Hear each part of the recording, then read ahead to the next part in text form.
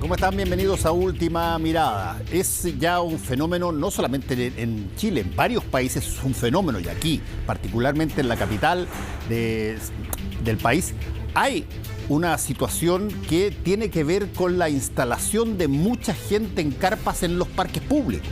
Y eso durante mucho tiempo se conversó, qué significaba, era solamente un problema de inmigración o también hay otra situación de, llamémoslo así, pobreza o incapacidad de tener casas propias en lo que se necesita. Bueno, una de las cosas importantes que se ha empezado a materializar al respecto es el traslado de muchas de estas personas a hogares y ha habido una baja sensible, muy importante, en el número de carpas que probablemente se veían hace algún tiempo. Tenemos una nota específica sobre eso.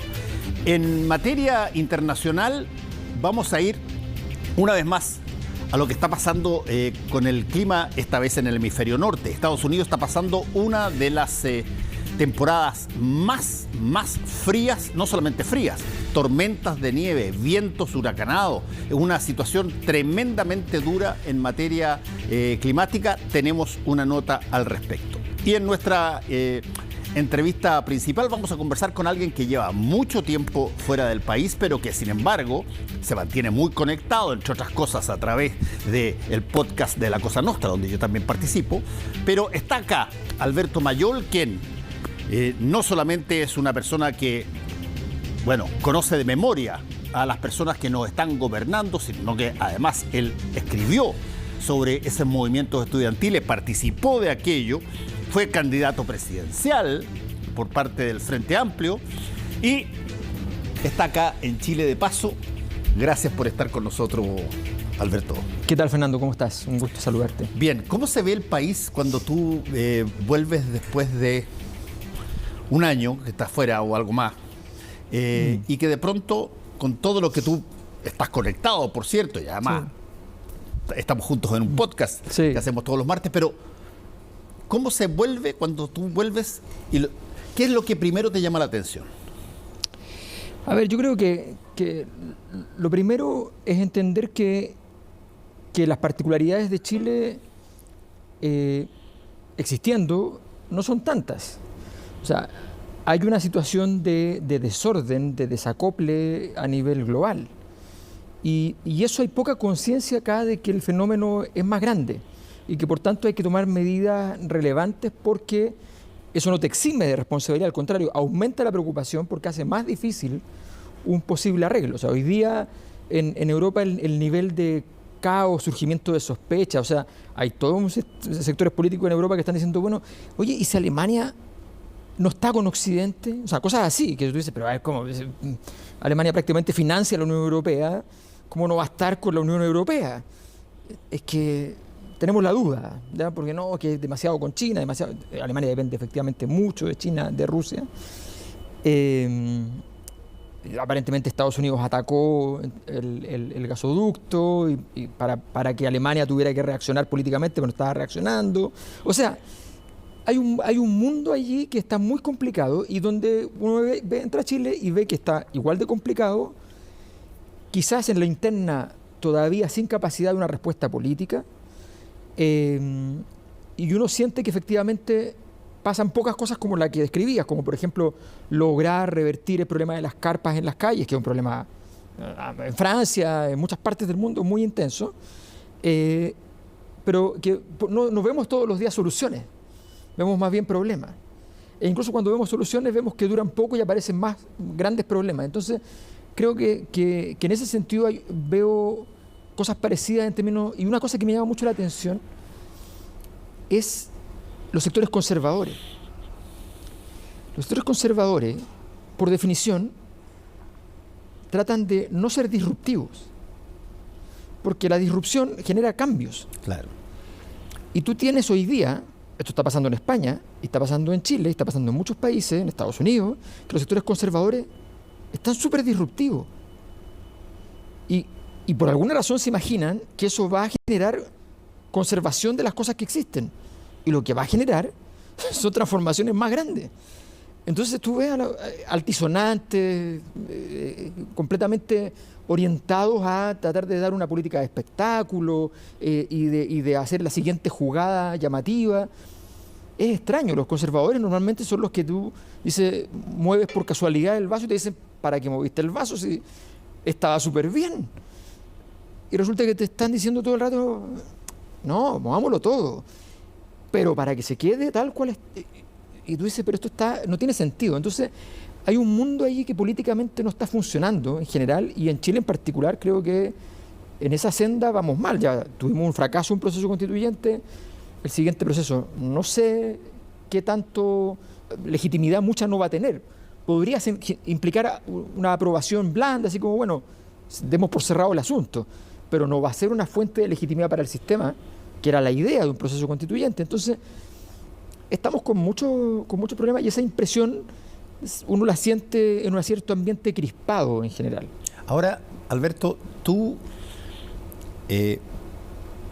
dejaste plasmado buena parte de las cosas que pasaron en una serie de libros que escribiste.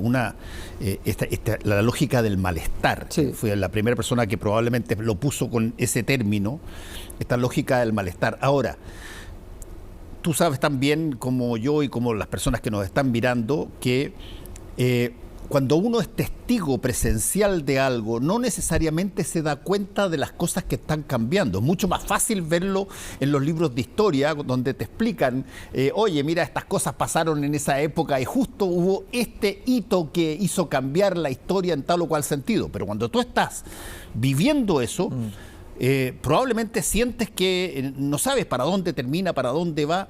¿Cómo ves ese proceso post-malestar?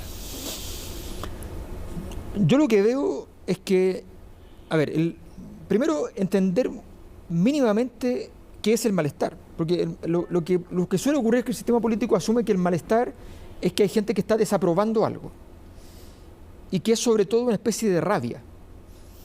Y el malestar es un fenómeno que es secundariamente emotivo.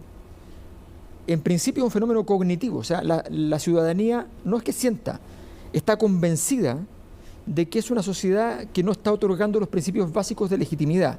Y por tanto el malestar no es un problema de que te sientes mal o que las cosas no solamente no funcionan, sino que tú estás impugnando el poder. O sea, malestar significa menos poder. Malestar significa que tú quieres que las autoridades paguen sus culpas más que gobernar. Y eso es un mundo muy invivible para el mundo de las autoridades. Tienes que tener conciencia entonces de que es una energía invertebradora, una energía disruptiva. Y esa energía disruptiva está muy fuerte en Chile. Y lo que yo veo en mis investigaciones, que he ido construyendo indicadores, el malestar no se puede observar, tú no lo ves directamente, tienes que observarlo a través de otras variables. Y yo he ido construyendo en todos estos años diversas formas de medirlo y mirarlo. Y ya hay variables que son muy claras, que indican que, por ejemplo, hoy, o sea, hasta el año pasado, digámoslo así, el nivel de malestar que había el año pasado es mayor que el 2019, no es menor. ¿Significa eso que porque es mayor entonces hay más probabilidad de que estalle aún más fuerte? No, porque no funciona así. Una liberación de energía como esa genera una cantidad de tiempo en la cual no se va a liberar esa energía. Es un fenómeno sismológico, por decirlo así. Entonces, pero está ocurriendo que sigue horadando esa base de legitimidad. Ese es el fenómeno fundamental. Entonces, hoy día todavía estamos lejos de estar fuera del malestar. Hoy día, hasta el momento, lo que sabemos es que el malestar se comió a la Concertación en su momento, se comió a Piñera 2 veces, se comió a Bachelet, que parecía imposible en su momento.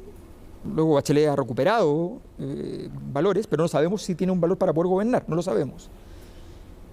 Entró el Frente Amplio y venía el proceso constituyente, un proceso constituyente muy robusto, que venía fuerte, y se lo comió. Ha tenido al Frente Amplio en una situación compleja, todavía no lograda a su base, eso no es menor, pero lo ha tenido con un gobierno muy aproblemado. Entre otras cosas porque es gobierno. Entre otras cosas porque es gobierno, y fundamentalmente porque es gobierno, efectivamente. Y ahora entramos a un nuevo proceso de tratar de reorganizar todo para poder gobernar más allá del gobierno en sí mismo.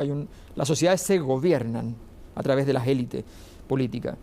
Y la palabra gobierno significa capacidad de control. La palabra viene del griego kiverne, que significa timón.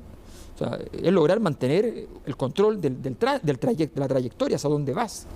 Y eso no está ocurriendo. Entonces, evidentemente, el malestar más bien sigue acumulando víctimas, más que lograr ser controlado. Y eso es algo que va a haber que lograr a la brevedad. Y la tendencia es que tú reacciones intempestivamente al malestar en vez de con una planificación de políticas públicas que permita, en un mediano plazo, sin demasiada estridencia y sin ninguna espectacularidad, sin duda, lograr ir calmando el problema. Ahora, hay un punto en ese cuadro que tú relataste que tiene que ver con un fenómeno que también mundialmente es súper importante, que es el fenómeno de la credibilidad. Quizás como nunca antes uno está consciente de que las cosas... tenía un amigo que decía que la confianza crece con la lentitud de la palmera y cae con la velocidad del coco. Tal cual. Y eso es muy así. Sí.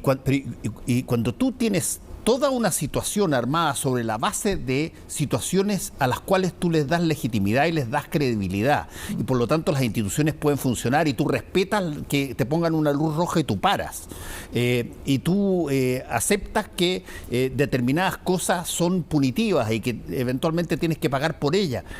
Cuando eso empieza a perderse en su contexto, bueno, estás a un paso de una situación que puede dar cabida a todo tipo de populismo, a todo tipo de expresiones que no necesariamente se canalizan a través de la institución.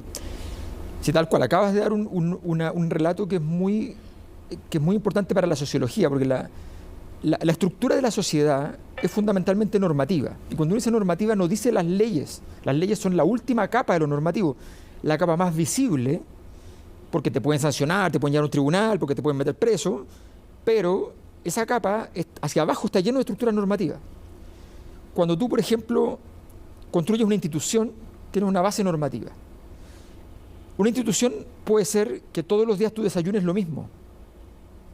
Y entonces, cuando en tu casa falta eso para desayunar, tienes una crisis institucional pequeña eventualmente, o grande si es algo muy importante para ti o para alguien de tu familia. Cuando me pasa a mí con mi hijo más pequeño, es una crisis más o menos importante si me falta el yogur de la mañana, digamos. Entonces, tengo que tratar de salvar la situación, pero es una crisis institucional.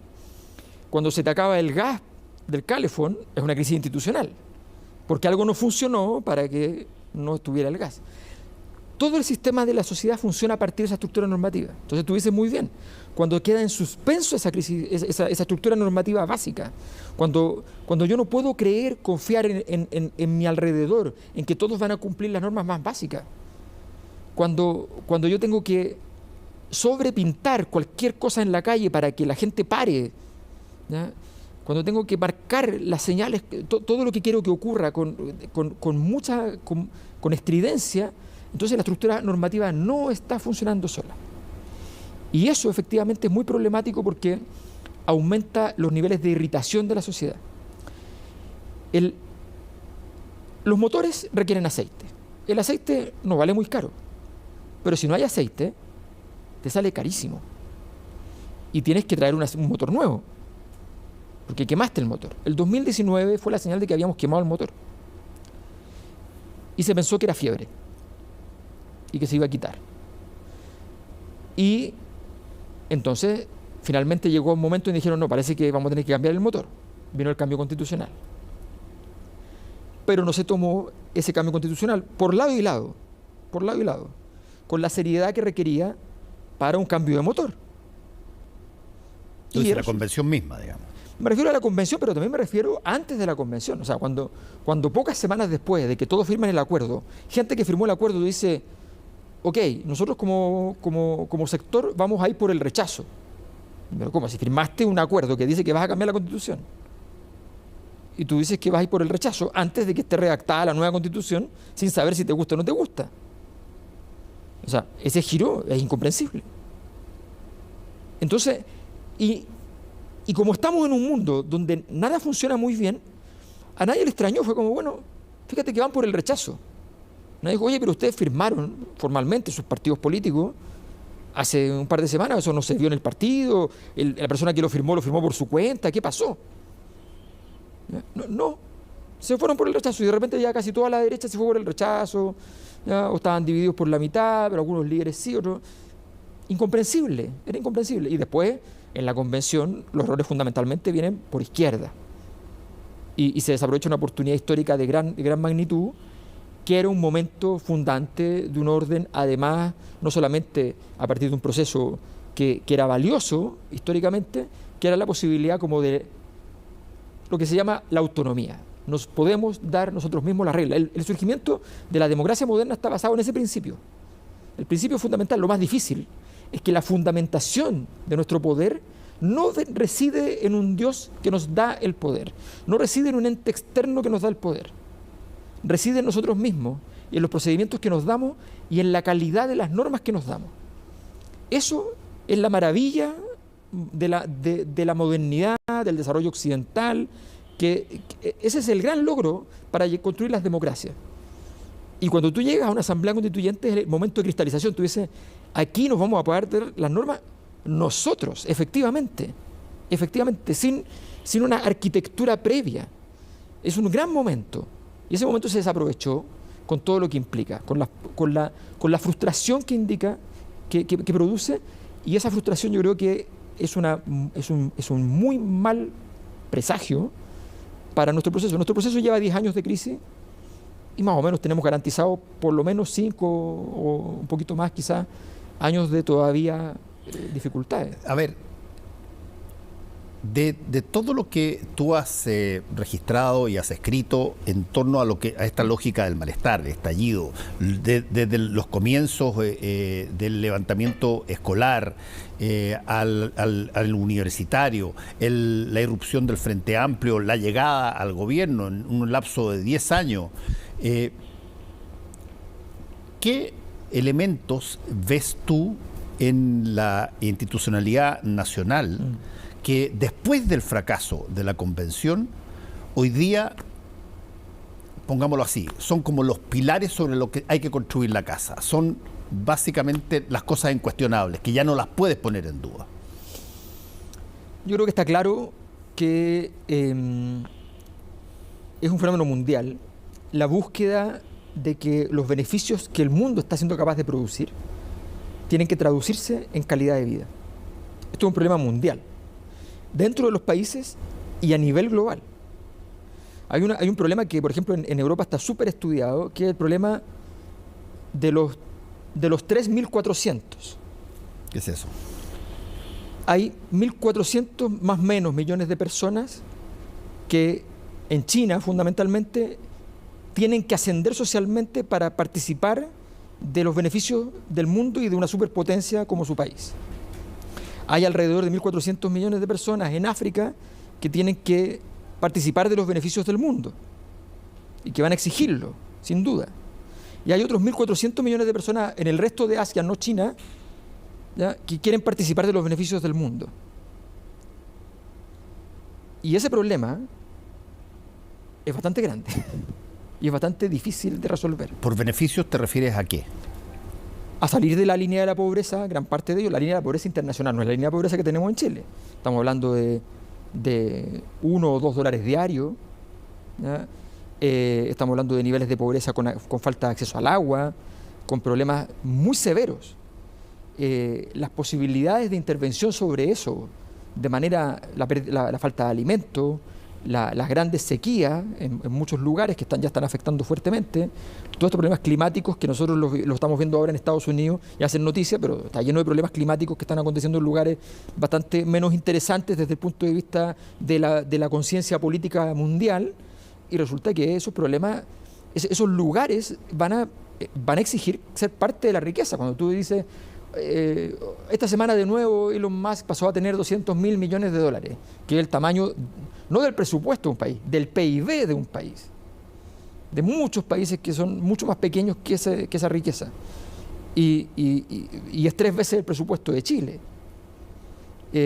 Bueno, tú dices, evidentemente todos esos problemas van a estar surgiendo permanentemente. Un mundo súper tecnologizado, con robots, con una serie de cosas, y de pronto tú te encuentras con estos grandes bolsones de pobreza que hacen recordar los grandes libros de la ciencia ficción distópica. Entonces tú dices, bueno, a ver, esto no va a funcionar porque la palabra sociedad viene de socios. Y los socios, una cosa que no les gusta es la repartición inequitativa de los beneficios. Y bueno, y las personas están exigiendo sus beneficios, y eso es lo que está pasando en todas partes. Y en Chile en particular, esta fue una crisis que nace de un requerimiento, ni siquiera una crisis, de un requerimiento social que empieza a hacer la población, que es denostado por las élites, todas las élites, por todas las élites, se transforma en malestar social. Ese malestar social termina por golpear al sistema político. El sistema político no es capaz de hacer una respuesta política adecuada en ninguno de los gobiernos anteriores. Ese malestar social se transforma en una crisis del sistema político que inunda el sistema económico y genera más problemas económicos. Bueno, esa combinación de factores, nosotros estamos llegando bastante tarde, y yo tengo la impresión de que nosotros no nos damos cuenta que 2011 y 2019 fueron dos fechas a nivel mundial de protesta. 55 países más o menos el 2011, 2019 65 países más o menos. Tienes que ir antes del 2011, más de 20 años antes, al 89, para tener otro ciclo de grandes protestas en más de 40 países, y tienes que ir al año 68, de nuevo más de 20 años, para ir a 30 y tantos países. O sea, vienes creciendo mucho más rápido y con mucha más cantidad, y ya tienes un tercio de los países en estado semidisruptivo o disruptivo. Un tercio de los países del mundo. Y dentro de este 2011 y 2019, Chile fue, si no el más intenso, está allí peleando ser el más intenso en cantidad de tiempo que duró, en el tamaño de la crisis. Chile tiene otros indicadores mejores, con menos muertos en la situación, pero sin caída de gobierno, ¿ya? Pero las variables duras de cantidad de tiempo, cantidad de personas manifestándose, esas variables son muy intensas en Chile. Entonces, tengo la impresión de que no estamos a la altura del problema todavía, estamos lejos. Yo diría que hay una conciencia de que hay derechos sociales que resolver. Y no hay conciencia, a mi juicio, de la importancia de las políticas públicas, del diseño, la implementación, la calidad. La crisis nuestra partió de una política pública. Nuestra crisis partió en el Transantiago. El 2019 se llamó EVADE, pero mientras tanto hubo una evasión gigante sorda. Hay una línea recta entre un lugar y otro. Entonces, las políticas públicas son clave, y lo que hemos estado es básicamente bonos, retiros de la AFP, políticas públicas, hay que ponerlo en comillas, eso. Yo creo que estamos con un desafío grande. Hagamos una pequeña pausa y volvemos al tiro y conversamos más con Alberto Mayol.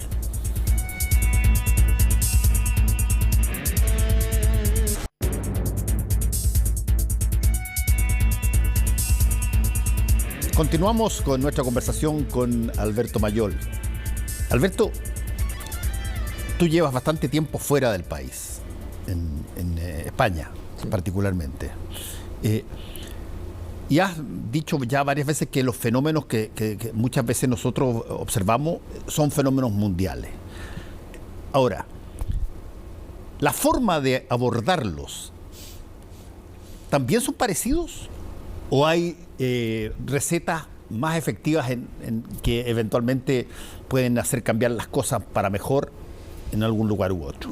A ver, yo creo que obviamente hay muchos de los problemas que tenemos tienen soluciones. Hay mucha experiencia a nivel mundial en políticas públicas que funcionan, en las que no funcionan. Las traducciones de un país a otro no son absolutamente equivalentes, pero evidentemente sirven de antecedentes. Hay muchas políticas públicas exitosas en un lugar que llevadas a otro lugar con algunos ajustes funcionan exitosamente también. Y por tanto hay mucho que aprender en ese sentido. Hay mucho que aprender en intervención urbana, en intervención temprana. O sea, cosas, por ejemplo, que son sabidas Uno habla mucho de los planes más agresivos de seguridad en Estados Unidos, tolerancia cero, pero no se cuenta poco el sentido sociológico también del plan de tolerancia cero, que no tenía que ver necesariamente con lo punitivo, tenía que ver con el hecho de que si rayaron una muralla o rompieron una reja de un parque, y al día siguiente esa reja está reparada, esa muralla está pintada, el delito no ganó la batalla. Tú das una señal normativa de que tú estás ahí permanentemente. Cuando tú tienes una ciudad que quedó devastada por conflictos internos, qué sé yo, y queda ahí, y se transforma en una herida ya consolidada, que sigue supurando permanentemente, bueno, eso se transforma en problemas sociales a su alrededor. Entonces, hay mucha experiencia, efectivamente. Yo creo que en ese sentido es de alguna manera y también al revés, hay muchas cosas que se están imitando, que la política del espectáculo, por ejemplo, sí, que me acuerdo algunos reportajes que tú hiciste fuera de Chile respecto a la política del espectáculo, que a mí no me pone la atención si no hago esto, si no hago esto otro, pero eso llegó ya a un punto en todas partes del mundo que se come a la discusión deliberativa, que es el pilar fundamental del uso de la razón para fines democráticos. La democracia está centrada en la idea de que las personas discutan racionalmente. Y si tú juegas a la lógica del espectáculo, donde yo veo una escena que me parece más atractiva, menos atractiva, y yo simplemente reacciono emotivamente diciendo sí o no, como que se acabó un poco la racionalidad. Entonces, estamos frente a desafíos importantes de época también. La velocidad de las redes sociales hace que sea mucho más complejo administrar, entre comillas, posiciones, verdades, hace mucho más difícil el proceso, y esos procesos tenemos que ser capaces de resolverlo. Y hay mucha experiencia, y al mismo tiempo hay muchos desafíos que no se han resuelto, pero al menos ocupar la experiencia existente, al menos. Alberto, tú fuiste parte del grupo que hoy día está gobernando de alguna manera. Escribiste mucho al respecto, fuiste candidato presidencial en algún momento dado. Si tú tuvieras que juzgar, o por lo menos hacer una apreciación de cuáles son los impactos que este grupo ha recibido de estar en el gobierno. Hay mucha gente que plantea una visión, si tú quieres, despectiva en términos de edad. Qué sé yo, los pendejos y no saben nada, nunca han trabajado por su cuenta, qué sé yo. Y claro, hay montones de cosas de ese tipo. Hay otros que dicen, mira, la experiencia termina siendo una cosa muy importante, y cuando tú no tienes experiencia en gobernar, probablemente vas a hacer un lote de condoros durante algún tiempo. Pero este es un grupo que llegó, por lo menos mucha gente lo ve así, teniendo aspaviento de control y teniendo aspaviento de saber gobernar. Y han tenido una serie de problemas que no digo que sean más o menos que los otros, pero no cabe la menor duda que parte de esa suma de equivocaciones o chascarros o cosas que aparentemente se podían visualizar de una manera y han terminado de otra, bueno, impactan. Impacta no solamente a la ciudadanía que ve eso, sino que también impacta al propio gobierno y a los propios gobernantes. A ver, yo creo que la experiencia tiene que ver no con la edad, sino con la experiencia. Este es el grupo principal, el grupo que digamos, Boric, Camila Vallejo, Giorgio Jackson, por ejemplo, es un grupo que venía haciendo política una cantidad de años importante, aunque eran muy jóvenes, y que venía haciendo política estando relativamente cerca del centro del sistema político, o sea, siendo relevantes ya. Por decirlo así, si uno dice por experiencia, prescinde de la edad y se queda con el concepto de experiencia, José Antonio Kast tenía menos experiencia que ellos. Tenía más años en política, pero su relevancia dentro del sistema político había sido siempre marginal. Hasta que entra como un candidato competente como candidato, una persona que es muy buen candidato y que logra entonces generar y aprovecha una crisis, un vacío de sentido de la derecha histórica tradicional y una incapacidad de la nueva derecha naciente, de Bópoli fundamentalmente, que no logra vertebrar entonces una respuesta distinta, complementaria, pero diferente y fuerte a la derecha tradicional. Y se lleva el premio, pero tiene menos experiencia, y yo diría que incluso se le notó, por ejemplo, en la segunda vuelta, esa falta de experiencia. Y la gente que lo rodea, ni hablar, tiene más edad, pero tiene mucha menos experiencia que el Frente Amplio. Dicho esto, eso no exime de responsabilidad, nunca, nada exime de responsabilidad a los gobernantes.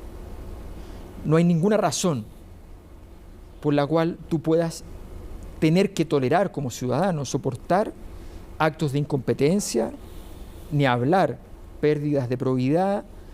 No hay razón alguna. O sea, el principio fundamental de la política, de donde viene una frase que no gusta hoy día, pero que es cierta, que la política es sin llorar, está basado fundamentalmente en que la política es eficacia. Sí. La ciudadanía normal, y está muy bien que sea así, no es ideológica. Dice, oye, tenemos que resolver cosas, ¿tú eres capaz de resolverlas? Entonces cuando tú dices, yo tuve la mejor intención, ¿ya?, pero pasaron cosas y salió mal, y tuve mala suerte o lo que sea, sí, te pueden perdonar un par de veces, pero si se reitera el accidente, es problemático. Y este es un gobierno que en ese sentido lo ha pasado mal por mano propia. Lo que pase con terceros actores que le hagan hostil el gobierno es desagradable. Creo que es una mala idea de parte de quienes hacen hostil el escenario. Es una muy mala idea. Están jugando con fuego, pero nunca es excusable. Y lo dijimos respecto a Piñera, y hay que decirlo respecto a Boric. Nunca es excusable lo que le pasa a los presidentes de la República. Y si no tienen capacidad de gobernar, que para eso están, ¿ya?, y esta frase de que yo quiero salir con menos poder del que entré es muy mala, porque la política tiene que salir con más poder legítimo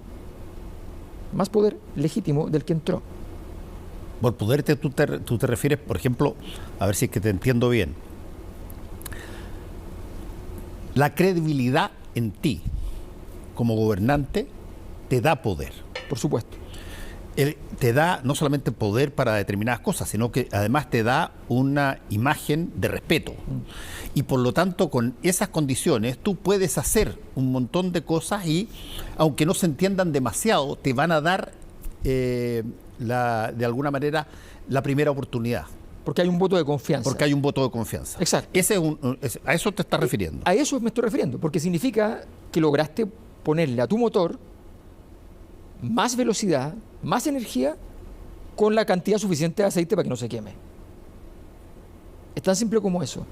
Y la gracia de las sociedades es que tú tengas mayor eficacia.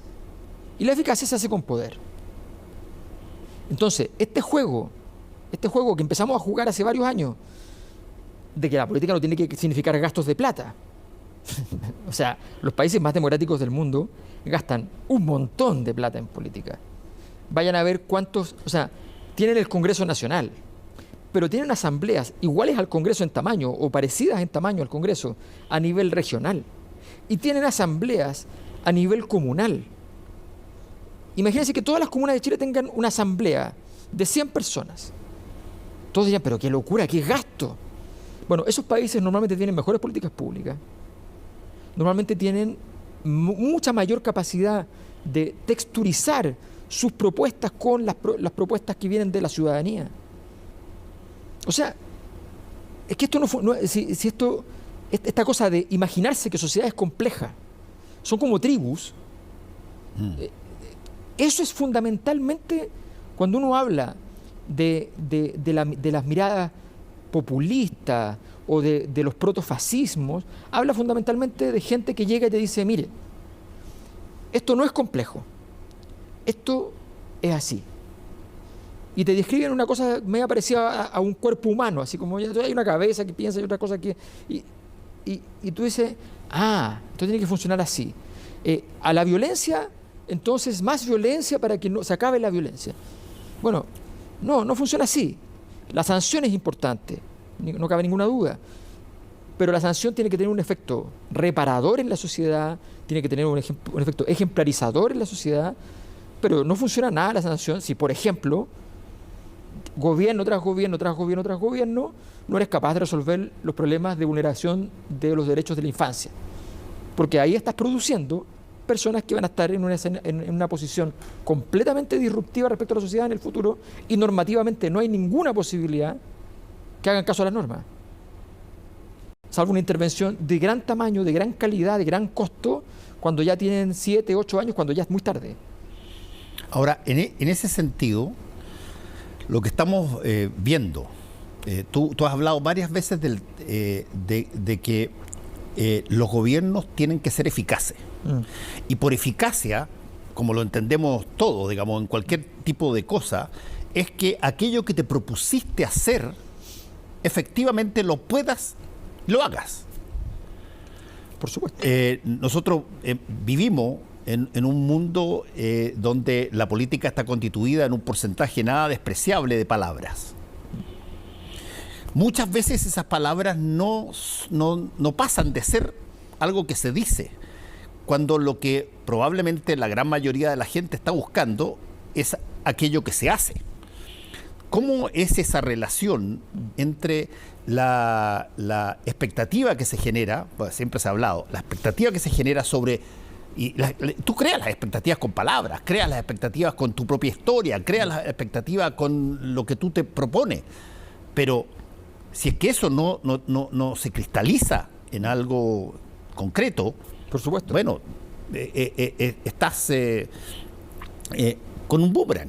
Por supuesto, y por eso la eficacia, o sea, cuando tú ves, por ejemplo, este es un gobierno que nació con el tema de educación. ¿Cuál ha sido la capacidad de entrar en la agenda de educación del gobierno cuando ese es el corazón de su proyecto? Quiéranlo o no. Lo llevan dentro de su cuerpo necesariamente. ¿Dónde está un ministerio de educación que sea un corazón relevante con un conjunto o un gran proyecto articulador?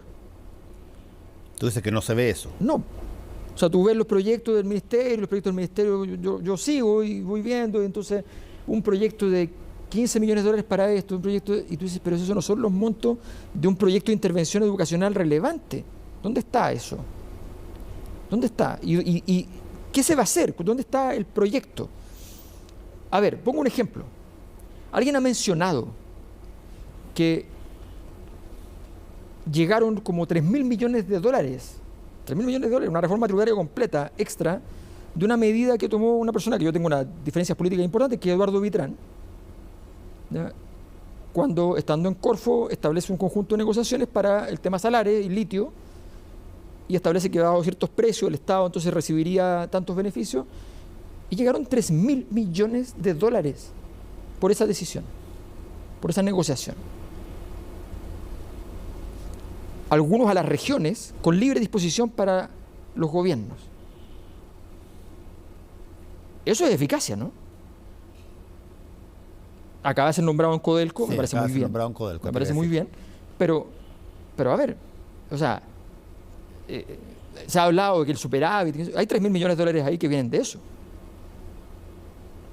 Entonces, esa capacidad de decir, bueno, hay capacidad de pronto en decisiones que parecen súper lejanas, súper complejas, que la gente dice, no, pero eso no...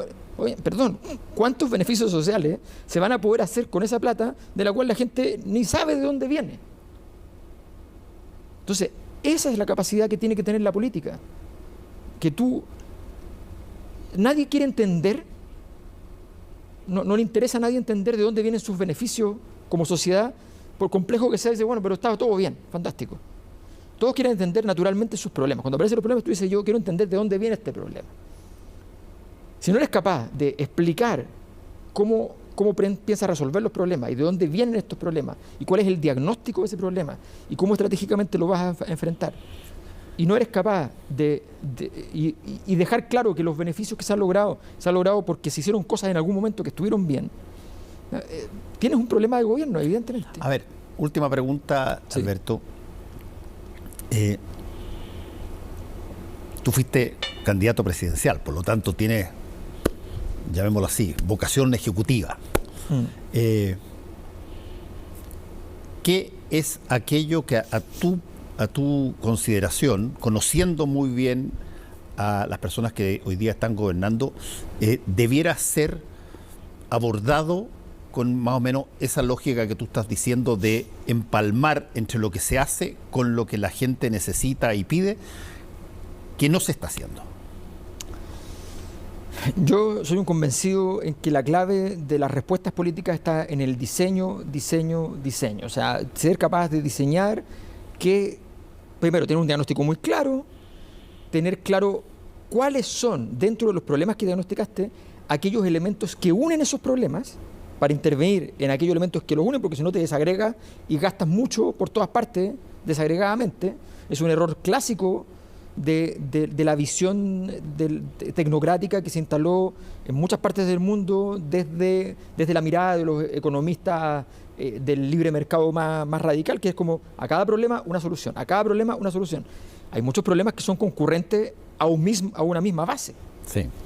Y tú intervienes esa base y puedes modificarlos todos juntos. Y eso obviamente es no solamente más eficiente, sino que sobre todo más relevante, porque generas un efecto tú dices, las cosas están logrando cambiarse. Y eso ayuda mucho a que las sociedades confíen y hay más oportunidades de hacer cosas hacia adelante. Si tú sientes que el mundo es amenazante, no reformas tu casa, no inviertes en tus hijos suficientemente, estás todo el día preocupado de la defensa. Entonces las sociedades tienen que ir hacia adelante y hay que empujar. Yo creo que esos elementos son elementos centrales. Y hay otra cosa que es no distraerse. O sea, estamos en un día donde 2 ministras de Estado hicieron referencia a problemas personales de una diputada de la República. ¿Por qué? ¿Qué es eso?